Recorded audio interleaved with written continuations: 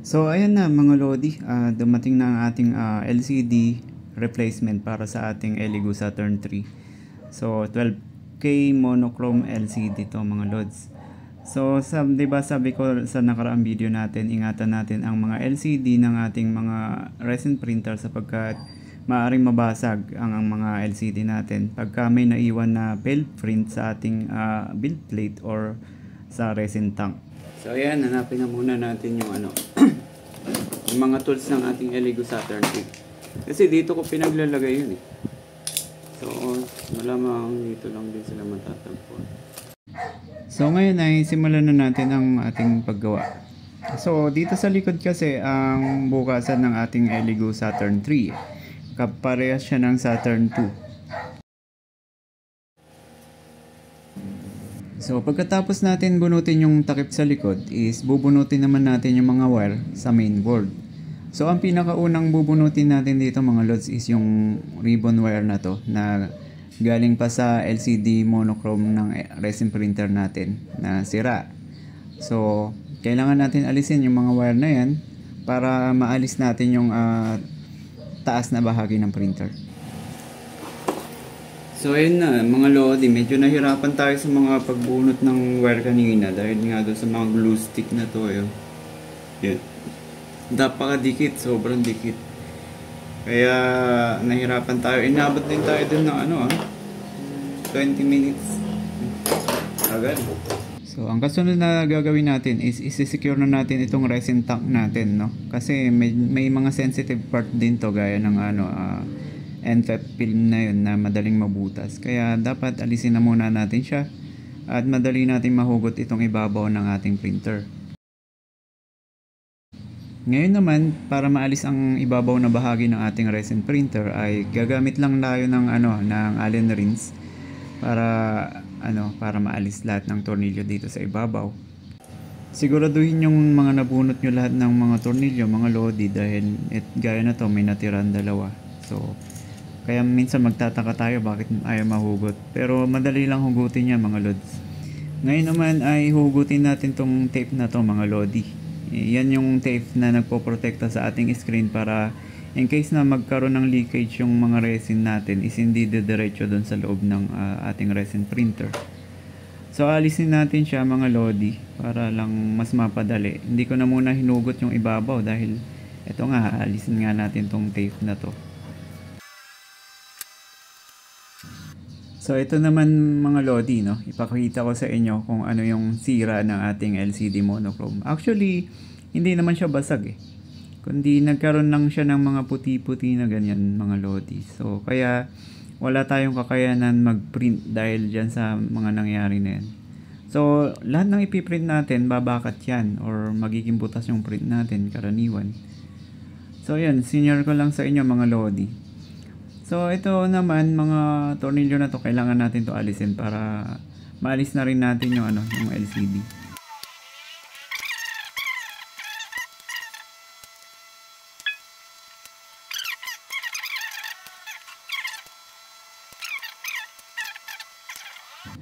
Tapos ayan ay gumamit na nga tayo ng phone opener para maalis yung yung LCD monochrome. At napakatibay ng salamin na to mga Lodi, no? Toto piga ako dyan nung binabaklas ko kanina. Talagang hindi siya bumigay.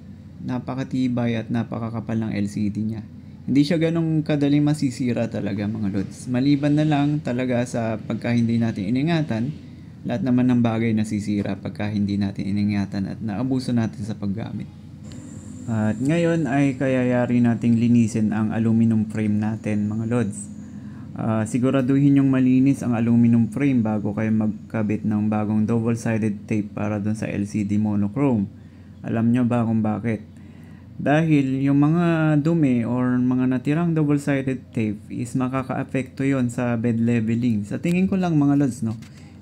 Para sa akin, makaka-apekto yon sa bed leveling. Kaya naman siguraduhin yung malinis yan mga Lods at para mas maging makapit ang panibagong tape na ilalagay natin.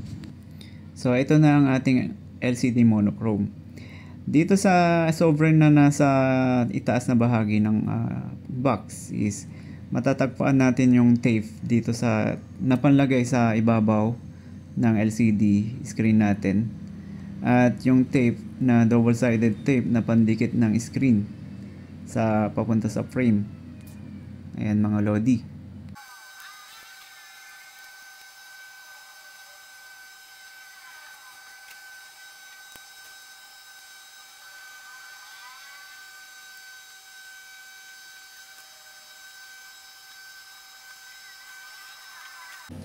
Ngayon naman ay ikakabit na natin ang LCD monochrome dito sa aluminum frame mga lodi. At siguraduhin lang natin na sakto lahat ng ng bawat sulok nito para hindi na tayo mag-adjust kasi napakahirap na tong alisin pag once na dumikit na. Ayan, sakto naman mga lods. Okay. So, diinan na natin siya ng pakunti-kunti dito sa gilid para ma-activate na yung tape, no? Ayan. At ngayon naman ay ikakabit na natin yung protective tape, no, para ma-seal yung ating screen. Gaya ng sinabi ko, para yan sa resin leakage in case na ma-puncture or mabutas yung resin tank natin.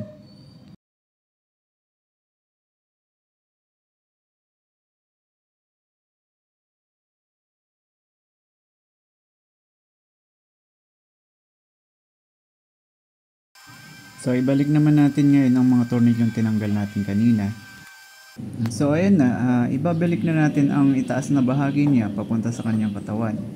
So, i-sure nyo lang na wag maiipit yung mga wire. Especially yung ribbon wire na yan. Napaka-sensitive niyan mga lods. Para lang yan papel na madaling mapunit. So, pag napunit yan, so palit ka uli ng bago. So, yun lang.